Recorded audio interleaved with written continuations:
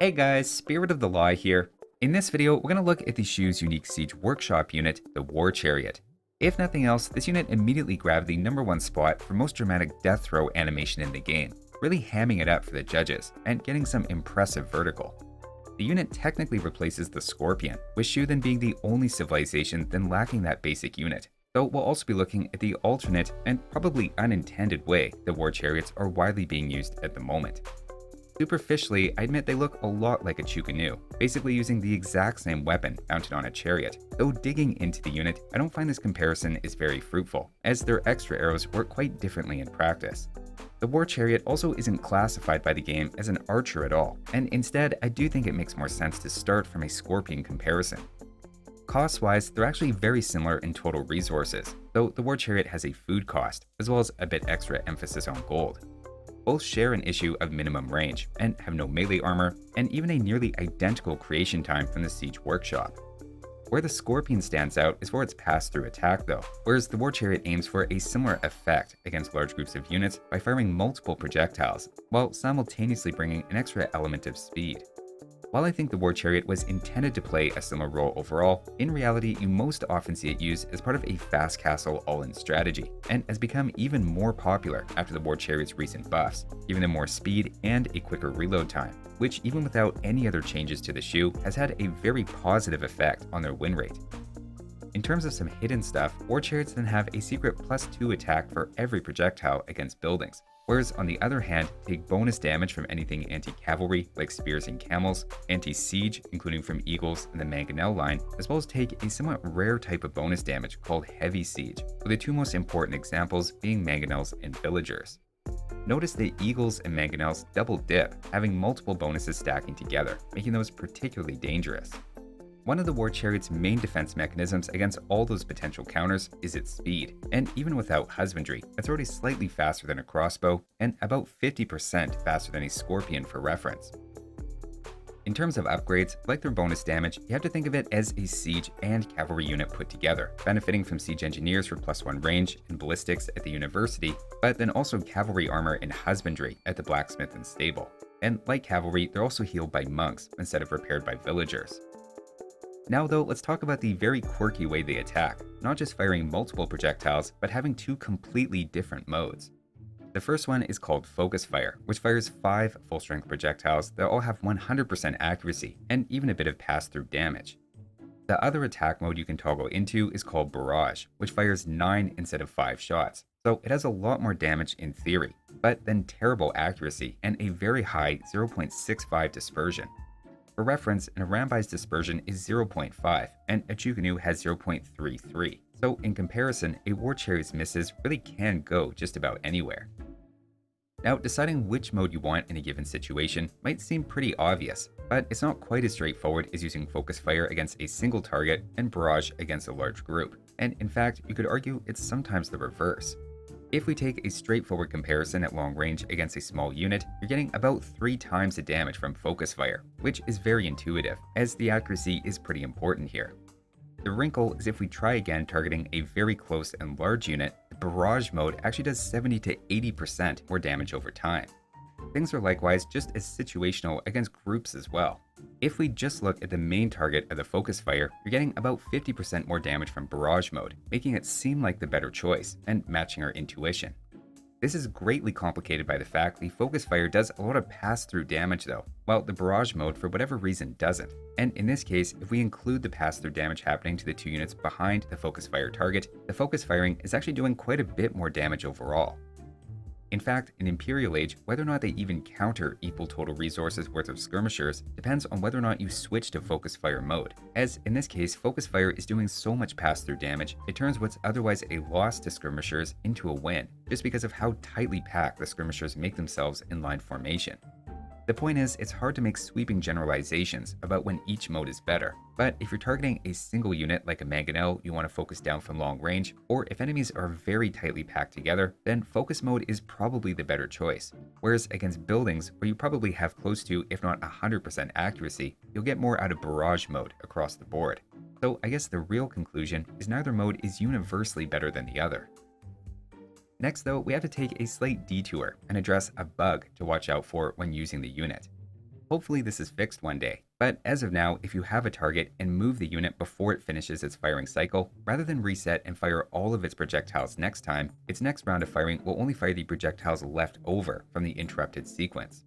That is, if you fire 7 out of the 9 projectiles and then move the unit, after the full reload time, it will only fire 2 on its next attack. The way to avoid this is to just not interrupt it when it's firing ever, which is harder than it sounds, as the unit has minimum range, and sometimes it just has to move. Especially in barrage mode though, where the firing sequence takes several seconds, microing too often will essentially shortchange you out of a lot of damage, and to whatever degree you can try to let them finish each attack cycle, you'll just get a lot more out of the unit. So that's an overview of the main things to know, but now let's talk about the probably unintended way the War Chariot is being used in the wild, and is players fast castling straight into War Chariots.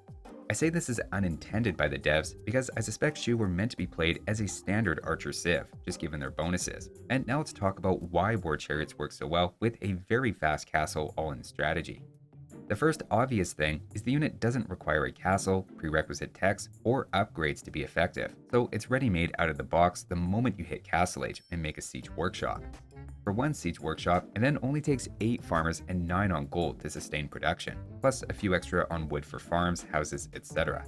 That's a pretty bare-bones economy that you can wall up nicely. And remember, every 9 shoe lumberjacks generate as much passive food as 1 farmer, so especially with a market and a safe gold pile, their economy really isn't too bad. The unit then matches up well against most things a Feudal Age opponent could make, and even if your opponent does reach Castle Age at a good time, the War Chariot can even do fairly well against low numbers of unupgraded Castle Age units. In fact, let's get to testing them out, and for the first time ever, we're going to start one of these by looking at how they do against feudal units to explore that earlier point. First off, worth pointing out is the unit in either mode is very good at breaking through walls, and just a single one can get through a 250 HP palisade wall in about a minute, and a modest group can sometimes break in with just 2 rounds of firing. They then beat a lot of feudal units head to head, and here we have fully upgraded feudal Ethiopian archers with over a 30% extra resource advantage, reflecting an all-in feudal play versus a fast castle disparity, and here they're just toasted, as archers deal just 1 damage per shot. It's the same thing for fully upgraded feudal skirmishers, again with a resource advantage. The War Chariot isn't an archer, so it doesn't take any bonus damage, and again you can see it clears them up pretty easily. Spearmen do have some bonus damage in their favor, and can actually 4-shot a War Chariot, but this is where the War Chariot's speed lets them either avoid the fight or clean up the spears before they can get close enough. Even if Spearmen do catch up and win the trade, it's not like that leaves a Feudal Age player in a position to really follow it up well anyway. A defensive tower is another way to try to deal with War Chariot raids, though even with fletching, the tower still does just 1 damage to the chariot per arrow, so it is a threat, but it's not that dangerous. Maybe the feudal unit with the most potential is then Scouts, as it can exploit the War Chariot's minimum range and lack of melee armor. At least if the War Chariots don't have micro and are on stand ground, it is something that the Scouts can win. With micro, I can turn things around, using equal resources and controlling the chariots. But even in this case, that's not a 100% guarantee, and involves being smart with which units I'm targeting to maximize pass-through damage and work around minimum range. On the other hand, it might even be fair to give the Scouts not just feudal upgrades, but even a resource advantage to reflect that the Scout player could delay Castle Age and train 10 extra Scouts by doing so. In this case, they can start to overwhelm the War Chariots, even if I help with micro. I've seen this go either way, and at times even Scouts seem unable to handle War Chariots in practice, but it's definitely the most promising of the common feudal units. Now, despite the all-in castle rush being quite popular, I don't want to only look at that aspect of the unit, and now let's consider a more standard game, where say you open archers with Shu, and see what War Chariots bring in late Castle Age against fully upgraded Castle Age enemy units. First off, we have to acknowledge the inherent challenges for the unit and why it's so uncommon to see in this phase of the game, starting with mangonels, which deal not just 40 melee, but also an extra 52 bonus damage, one-shotting our squishy War Chariots. Even your own mangonels can easily get you in trouble with friendly fire. Monks are also a little hit or miss, and in small numbers they can counter them, but I've also seen them blown away up close. That one's maybe debatable. A very serious counter though, at least from a few civilizations, are eagles, which have enough armor to resist the bolts and anti-cavalry plus anti-siege bonuses combined. So do they ever make sense in late Castle Age then, if there are such hard counters? If we're looking for the best argument, I think they do channel a bit of the Scorpion in being good against massed units. And in fact, against a group of pikemen, I actually find the focus fire mode at least goes through them a bit quicker than a Scorpion. So the raw firepower against groups of units really isn't too bad. Maybe the more important comparison though isn't to a unit that Chu lack with Scorpions, but instead the crossbow line, thanks to cheaper archery range and blacksmith upgrades for those. To look at War Chariots and crossbows against knights, both without and with +2 armor, either way a War Chariot deals more damage to one specific target. The problem is they cost double that of a crossbow, and if we adjust for their cost, the crossbow is actually giving you more bang for your buck. Basically, the crossbow's numbers being higher in this case mean with the same resources spent, you just get more damage out of them. And to me, this is the fundamental problem with War Chariots, which is you're already incentivized to make crossbows as Chu, and whatever the War Chariot gives you in pop efficiency comes with a lot of extra sources of bonus damage.